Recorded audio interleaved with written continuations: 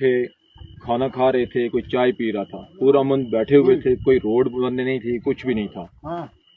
और वहीं से ही मुस्लिम कॉन्फ्रेंस की एक रैली वहाँ से गुजरी। किसी नौजवान ने उनके साथ कोई बदतमीजी वाला मामला नहीं किया, किसी ने कोई उनको रोका नहीं, कोई नारेबाजी नहीं हुई, कुछ मामला नहीं हुआ।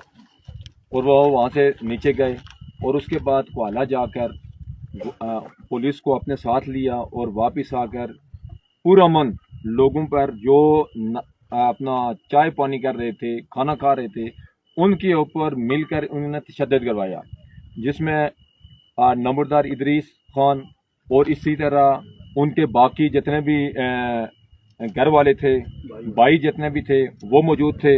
इसी तरह चमियाटी से इजलाल जो है वो भी मुस्लिम कॉन्फ्रेंस यूथ विंग का जिम्मेदार, वो पिस्तौल लेके यानी कि हमलावर हुए।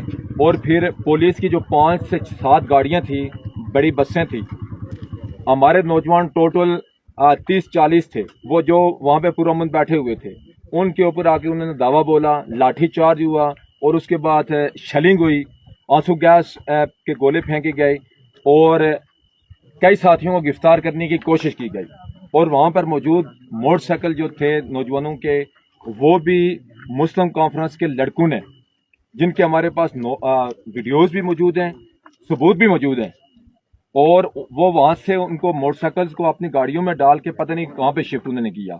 और फिर जिम्मेदार लोगों ने, नंबरदार इदरीस, उनके भाइयों ने और इसी तरह इजलाल ने माँ बहन की गालियाँ नौजवानों को बकी हैं, और जिसका इंशाल्लाह अजाला हम आने वाले वक्त में बहुत जल्द देंगे।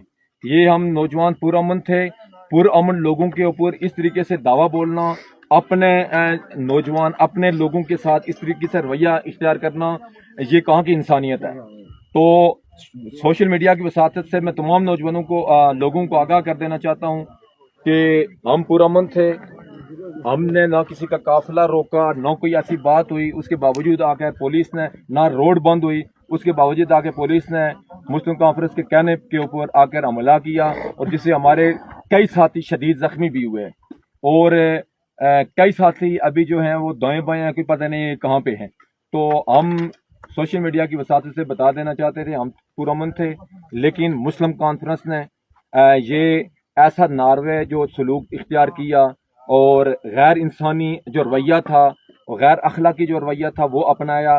माँ बहन की गालियाँ जो बकी इन लोगों ने, तो इंशाल्लाह आने वाले वक्त में इसका ज़रूर अजाला भी होगा। और इंतज़ामिया को भी मैं बावर करवा देना चाहता हूँ कि आप लोगों ने पुरअमन लोगों के ऊपर जो दावा बोला है, जो पुरअमन लोगों के ऊपर आपने लाठी चार्ज किया है, तो ये किसके कहने के ऊपर आपने ये काम किया। इंशाल्लाह बहुत जल्द सबूतों के साथ भी सामने लाएंगे और आपका भरपूर हम पीछा भी करेंगे, और इसका इंशाल्लाह आपसे इसका भी इंशाल्लाह हिसाब लेंगे। बहुत बहुत शुक्रिया।